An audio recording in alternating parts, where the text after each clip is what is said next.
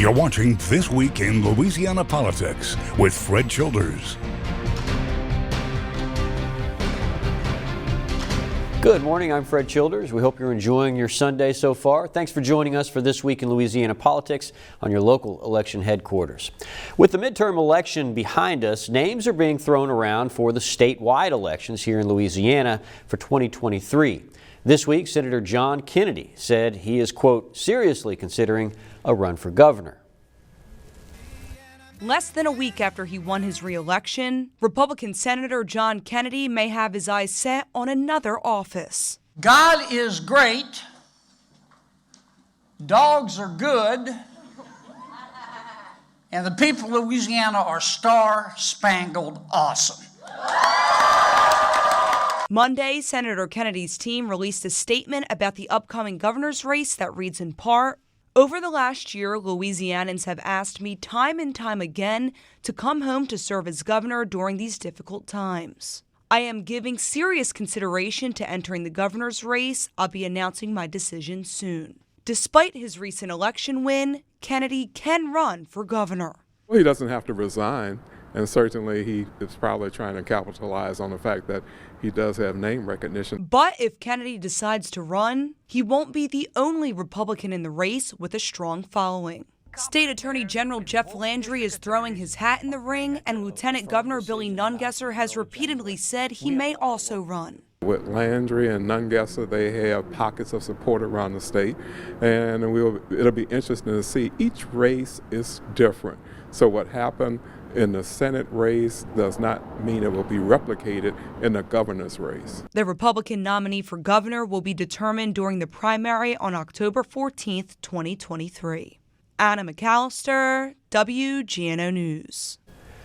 Also joining in the chorus of campaign teases was Senator Bill Cassidy. He told reporters earlier in the week that he had made a decision on if he will run and update them later. Cassidy has been rumored for a potential candidate for years. He recently won his re-election to the Senate back in 2020.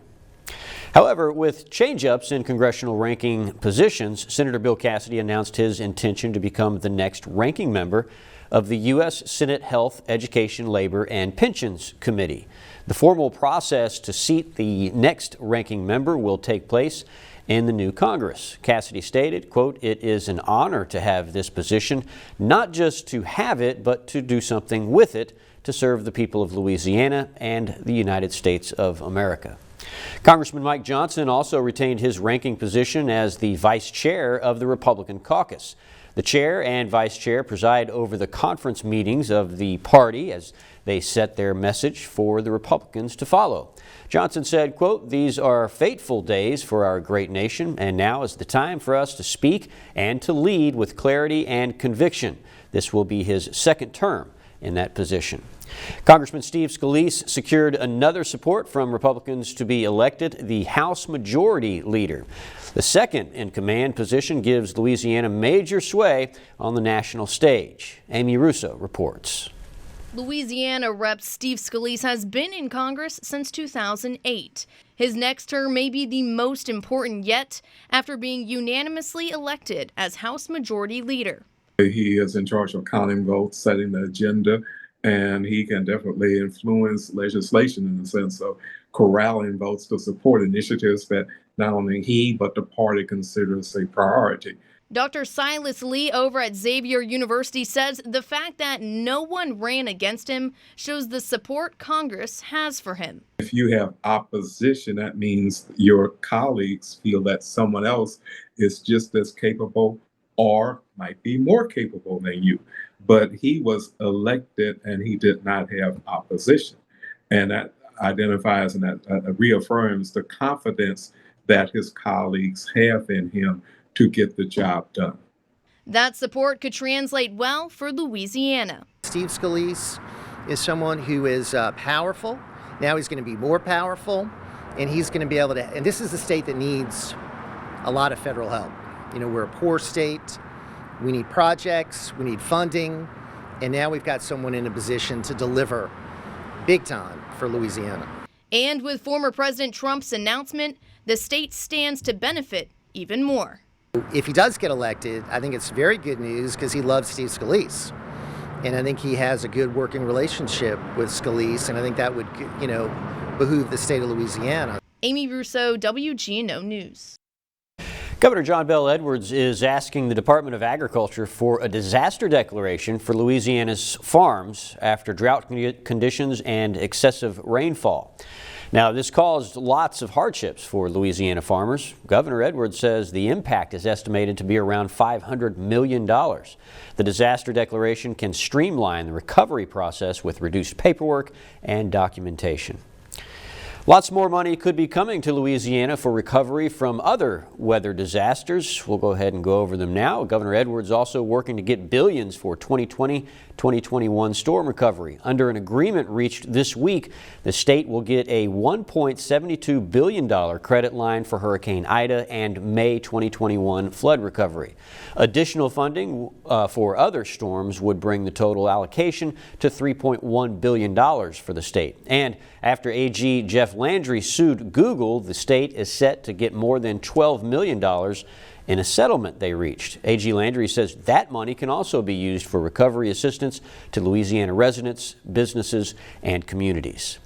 This week, a grand jury in Union Parish began hearings to determine if criminal charges will be brought in the in-custody death of Ronald Green. Back in Baton Rouge, the legislative committee investigating his death rehashed their concerns with state police brass. Capitol reporter Shannon Hecht brings us the details. This is the first meeting that the committee has held in months, and while we didn't get to hear from the governor this time, we did hear from state police about how they're making cultural changes to the department. We also heard from the mother of Ronald Green. Mona Hardin made her frustrations known on the delay in action on the investigation into her son's death. Clary should not be there. York should not be on payroll. Nobody should. This is murder. Those two names are of troopers who were on the scene the night of Green's death. The legislative committee investigating the case has heard hours of testimony from state police officers revealing phones being wiped, higher-ups not following up on the case, and much more. But at the end of the day, people didn't care enough. The committee is wrapping up on their work for a final report, and they rehashed their concerns with where state police went wrong on the case. State Police Superintendent Colonel Lamar Davis, who took office after Green died, says that he's been making sweeping changes in the department to prevent such a thing from happening again. When you're changing culture, you hit it from all angles. That's why I'm visiting my troopers. That's why I'm putting people in place that share my vision. That's why I'm implementing policies. The committee was born out of calls to find out what the governor's administration and top brass knew about Green's death and when. They asked the governor and his council just days before the meeting to attend, but he had a prior engagement. The committee says that they're going to continue to work with the governor's office to get him to testify before they make their final report. At the Capitol for your local election headquarters, I'm Shannon Hecht. Now an update out of New Orleans regarding the mayor's recall efforts. Organizers who want to recall Mayor LaToya Cantrell say they have about 35% of the signatures needed. They feel the city is not moving in the right direction because of a rise in crime, and they criticize Cantrell's travel spending as well. Others also accuse the mayor of spending too much time at a city apartment, which is paid for by taxpayers. Cantrell insists she is not doing anything wrong by working at that apartment. It has been thoroughly vetted relative to the law department and even with the French Market Corporation. The use of the Pentable that is provided to the mayor of the city, it is consistent from years past. Cantrell says she welcomes all investigations. Organizers behind the recall will have to get the necessary signatures by late February. We'll continue to follow it. It's now been 50 years since two Southern University students were shot to death while at a peaceful protest, and the university held a ceremony to honor the students. Leonard Brown and Denver Smith were only 20 years old when they lost their lives on Southern University's campus. The protesters demanded the release of students who were arrested for violating state laws when both men were shot by law enforcement. Years later, the name of the shooter has still not been released. To make sure that we don't let these students' names be forgotten. This building that we are currently standing in is named after those students because those students paid a debt for everyone. Better resources, better opportunities, not just for themselves, but for the future as well. Governor John Bel Edwards signed a formal letter of apology to the families of the two students. He said, quote, "When officers wielding the power and authority of the state of Louisiana unjustly killed Leonard Brown and Denver Smith, it is time to try to make amends." Coming up, Shreveport's mayoral race heads to a runoff. We'll take a look at the two candidates who made the cut. That's next. Stay with us.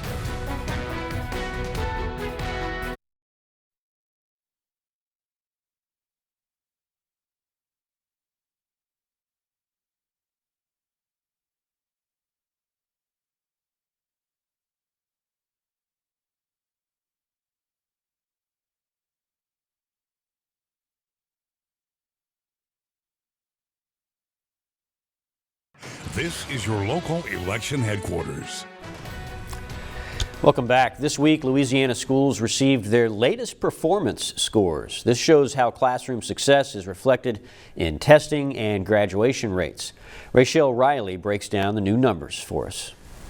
Today we celebrate, tomorrow we're back to the grind. The state scored a high C academically in 2019. Fast forward to this year, Louisiana is finally back to where it was pre-pandemic. We are back to that pre-pandemic number, but we know that we need a future that is much stronger. State Education Superintendent Dr. Kate Bromley says the 2021-2022 school year shows improvements in some of our major subject areas. We saw a 3% increase in mastery rates in English for math, and we saw a 2% increase in our mastery rates for science. But Bromley says there was a slight decline in graduation rates. There was a more ambitious set of waivers that were provided to high school seniors as a result of the pandemic. The scores are also broken down into district performance. 2021 scores were a projection, so I decided to compare them to the scores in 2019. This truly is a bit of a back to the future moment. For example, Zachary, a small school district, is listed at the top of the rank this year, while Ascension and Livingston parishes both stay on par with their official 2019 scores. Stay the course on literacy, refresh the way in which we think about math. We'll continue to see improvement in the state of Louisiana. EBR's performance slightly declined from 2019, but overall Bromley says the scores are a step in the right direction. Rachel Riley, NBC Local 33 News. As the holidays approach, many in our state will be hungry during these winter months. Governor Edwards took a tour of the Greater Baton Rouge Food Bank this week to hear about their challenges. They include inflation and the Mississippi River water levels being too low for goods to be delivered. The food bank is having a hard time staying stocked to meet the need. Every bit of food that is in this warehouse came from somewhere, and those fuel prices make it that much more expensive. And the same thing is happening in supermarkets and grocery stores all over the state and all over the country. Food bank leaders are having a hard time accessing things like peanut butter and canned meat. You can find details on how to donate to your local food bank at feedinglouisiana.org. Looking ahead to the December election in Shreveport, the two candidates for mayor faced off in the only debate before the runoff election. Elisha Gatewood tuned in to hear what the candidates had to say. As the mayoral debate for the candidates kicked off, residents share what they want to hear from the candidates in the debate. To hear ideas, to hear vision. I just want to hear their perspective on the community. I work at the YMCA. We're very involved in the community. We believe strongly in the present and future of the community. Students in attendance also share what they want to hear in their next mayor. It's a privilege, actually, to even be sitting in the room with the future mayor. Looking for the truth, like somebody I really can believe in, like this is my guy, someone to confide in as being responsible for this entire city because we need it. Both Senator Tarver and Tom Arsenault shared their views on blight in the city. One of the reasons why people do not use the parks and the playgrounds is because they're afraid. You got to do something about crime, because without doing anything about crime, you're not going to have economic development in the city. With respect particularly to blight, one of the things that I want to do is increase the number of property standards inspectors. And the second thing I would do is to cross-train people like zoning inspectors and property standards inspectors so that there are more than one group of people that are looking at the dilapidated housing to make citations. Voters will have to cast another vote for the mayor of Shreveport in a runoff election on December 10th. For your local election headquarters, I'm Yalisha Gatewood. Legislation that offers protections for same-sex and interracial marriage is making progress at the U.S. Capitol. We'll have that story next.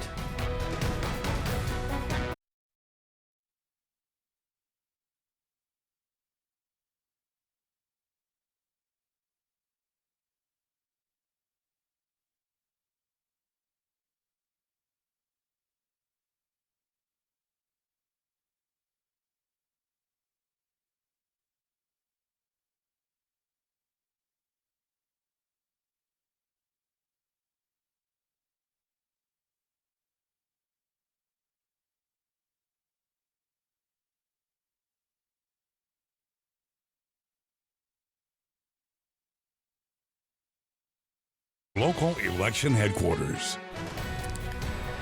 Well, it's official. The Republicans have gained control of the House of Representatives, but it's by a thin margin. The current Republican House leader, Senator Kevin McCarthy, is hoping to take the gavel from Speaker Nancy Pelosi next year. But since his promise of a red wave didn't materialize, he already faces some challenges. Also in the House, Nancy Pelosi said she would not seek a leadership role after 20 years at the top. In the Senate, Mitch McConnell won re-election for minority leader.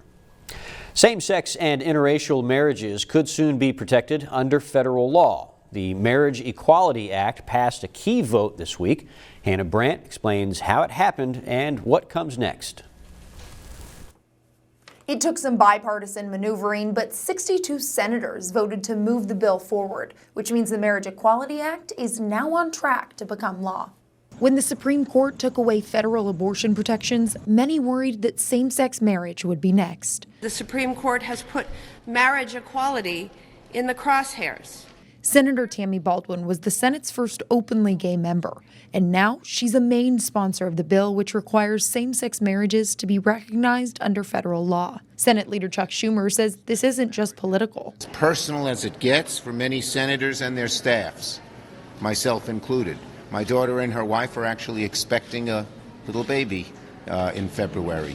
On Wednesday, the bill passed a procedural vote in the Senate with the support of all 50 Democrats and 12 Republicans. This is a good compromise.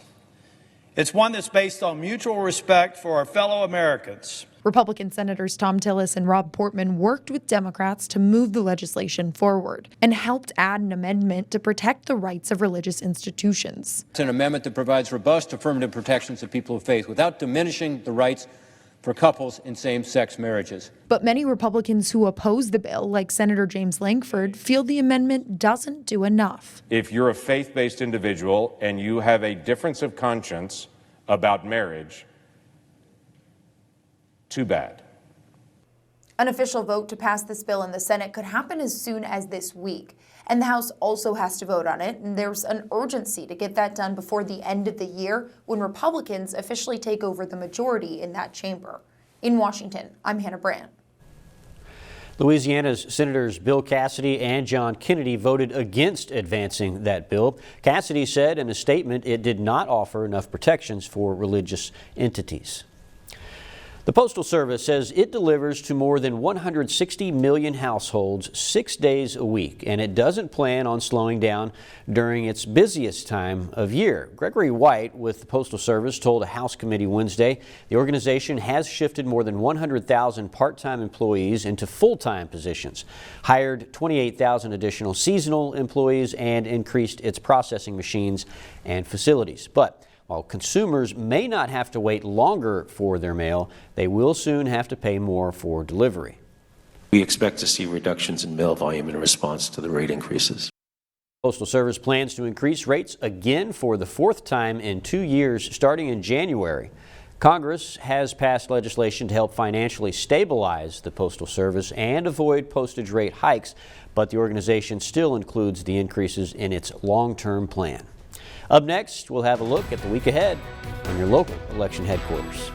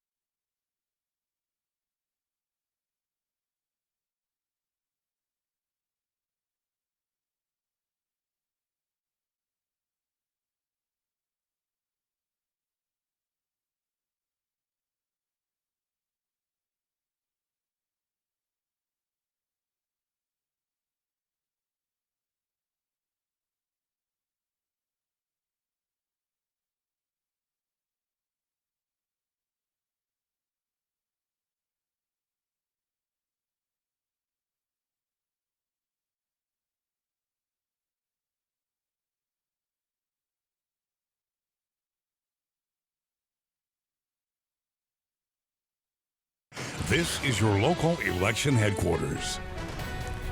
Welcome back. Looking ahead to the coming week, tomorrow the governor's executive director of broadband development and connectivity will be the guest speaker at the Press Club of Baton Rouge to give an update on broadband availability. And we have a holiday coming up, so we want to wish you a happy and very safe Thanksgiving. And thank you for joining us for This Week in Louisiana Politics. I'm Fred Childers. Stay informed, and I'll see you next Sunday right here on your local election headquarters.